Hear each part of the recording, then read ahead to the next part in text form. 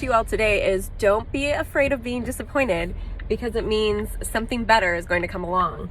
And I'll tell you, that is definitely the case in my situation as I've been driving around today. I just couldn't be more delighted. Third time is a charm, I guess they say, right? So I had two homes that I had my heart set on, new builds actually, because I thought about buying something that's already, been there and established, because I love the idea of beautiful trees and established neighborhood. But the more I kind of looked at what it would take to renovate some of these places and the timing, lumber is expensive right now. Trying to find people to work is tough right now. So the more I did my research, the more I felt comfortable with a new build, and I've never had a new build, so I thought, why not? Fast forward, made those decisions, but now you got to figure out what company you want to go with. MI Homes is one that's around the US, so you may, depending on where you live, you may have heard of that one. Lennar Homes, same thing, big one around the US. And the other one I looked at was DB Horton. That's another one that's everywhere. Then Robert Thomas was the last one I looked at. I was waiting to look at that one because I knew it was a little more custom, and budget-wise, I didn't know that I would want to spend that. But anyways, Robert Thomas is the one I actually ended up with. But they are all great for different reasons. I can spend some time talking about the differences of all four. The beautiful thing about them all is they're all going to give you great options, and it's nice to have options. Yeah, so it's kind of funny. My first home again was the MI home, and like I said, my heart was set on it. I got the call from the home consultant that said, hey, did you sell your condo yet? So long story short, that one went. And then the second home I was very excited about, but it wouldn't have been done till April. And actually I'm driving by that now. It's this one here. So I'm just trying to get a feel for these areas and what I would have ended up having if I would have had my first two options. Yeah, and just look at the neighborhoods. There are so many houses going up. It's crazy. So you can see where all of the construction folks are just, everybody in trade is locked up into these big companies like the MI, Lennar, DB Horton. They can really get the crews because they just have bulk. Anyways, so I'm going by this last one, and then, I was at my new home today. So I just feel like it all worked out, and I highly recommend any of the homes, but based on what you're looking for in your needs, like I said, they all have something for everyone. And now I highly recommend Robert Thomas because of course that's what I'm going with. So we'll talk more about it all, but like I said, I'm gonna go drive by house number 2, and then I will see my beautiful house that I ended up with, house number 3, the meant to be house. Okay, so we're gonna be coming up on house number 2. So this was house number 1 that I fell in love with. One thing I liked is there's a farm on this side and the highway is on the other side. So nobody would ever be building here, which I love, and there's definitely trees in the farm. But then it's, not directly right in the neighborhood. So there it is. It's that cute little house there. I just fell in love with it because it's south facing. There's the big trees right there. Of the 3-car garage idea. Inside it was totally my taste. So those were some of the things I was loving about it. The price was nice. This one was one of their economical homes of MI. So this is an MI home. Oh, this is the other thing I love. Look at the hill up here. I think deep down I could have been a Montana girl or a Colorado girl because I love hills. Hills and water are the two things I always look for. So I've got the hills, at least at this location. No water, but there is a pond in my backyard, which is great. So I will miss the water views at my current condo. Anyways, I guess what I wanted to say about this first home, the MI one that I was telling you about, a lot of the T's and I's were crossed that I wanted, dotted and crossed.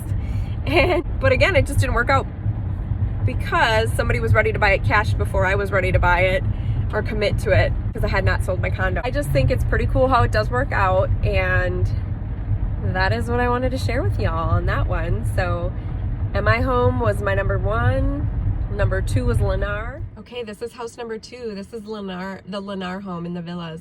I love the villa idea because the cool thing about the villas is you literally have your lawn care and shoveling taken care of. So that's important to me just because I thought I don't want to deal with a snowblower or a mower or any of that. This has gone quickly because I guess not even 3 weeks ago the windows weren't even in, so they're making great progress.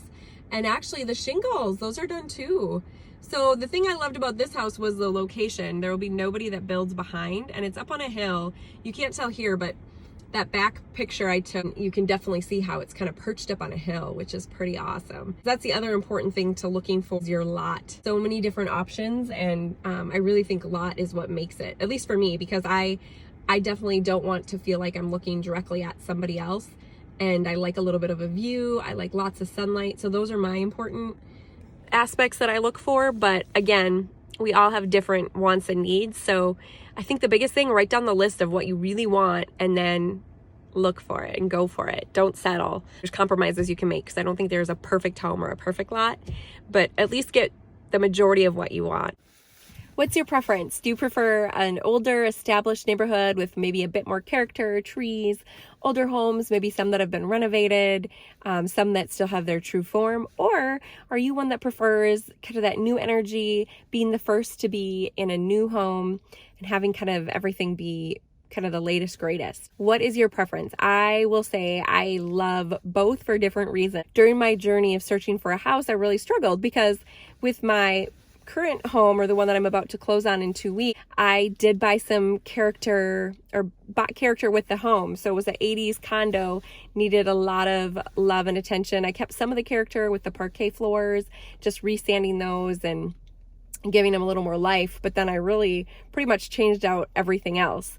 And I will say the one thing I love most about the condo, you've heard me say this before, is the developed trees in the area, all the trails, the lakes. So it's a very much established neighborhood. I love that bit. So as I'm kind of going through my journey, I was looking at some of the older homes and older neighborhoods, but I will tell you those go super quick. And the other thing is, because of the price right now for lumber, everybody's kind of locked in for work. It is really hard to, luckily I do have a family friend that would be willing to do a home, but it still costs quite a bit. And there's the time with the renovations too.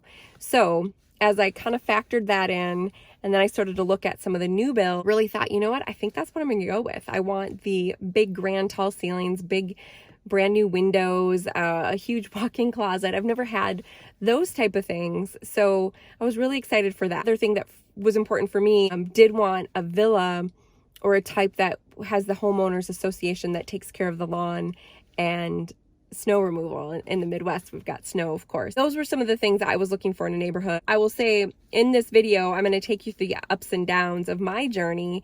I really had 2 homes that I was immediately or fell in love with. I actually had kind of moved in already. I had it decorated, both of them decorated. I found the one that I truly fell in love with and made the commitment to. So I guess they say third time is a charm. I will tell you some of the things that I really looked at. First one being land. What do you want? Do you want to be out in the country?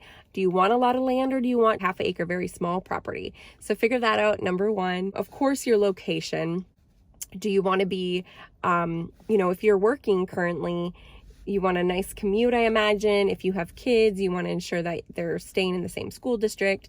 Or if you maybe have little kids and they aren't ready for school yet, but you know, I'm going to be in this home for the long haul, then you want to ensure that you love your school district. Going back to the land and lot, really the biggest thing for lot is where your main living space would be. If you're a person that loves a lot of sun, you're going to probably want south facing for your main living space.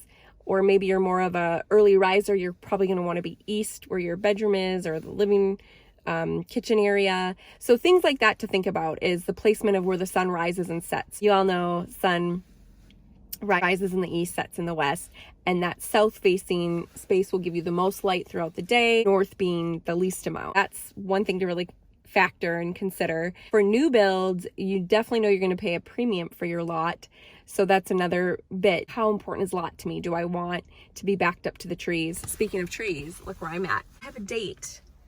So down there, it's Birches on the Lake in Long Lake, Minnesota. I love this area because it's so pretty. So anyways, I just thought I would do a little bit of filming before I meet my date. I'll let you know how it goes.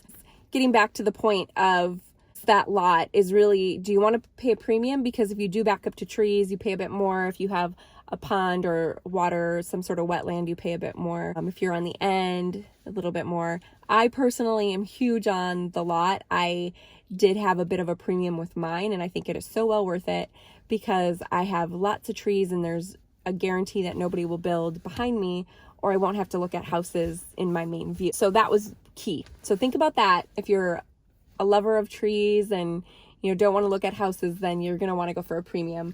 I'm looking at my notes because I don't want to miss anything. Okay, so we talked about commuting for work. We talked about school, in those school ratings. My sister is really good about that. She, I'll send her something and she's like, oh, but it's bad schools. I'm like, oh, okay. I don't always think to check those because I don't have kids. Taxes. I guess typically if you're going to have good schools, your taxes are going to be a bit higher. I always think it is nice to check those. A little bit more to the land. Are you a country bumpkin? Do you want to be out further? Sometimes you pay less being out further, but if you're going for more property, you're going to pay a bit more. That's the obvious. Like for me, I love the city and I love the country. So I'm kind of in that happy medium. I'm about 25 minutes from downtown, really close to the freeway, but I feel like I'm in the country. These are all notes that I would just want you to ask yourself and write down kind of just your dream location and your dream spot. Most all the time, you can check all those boxes.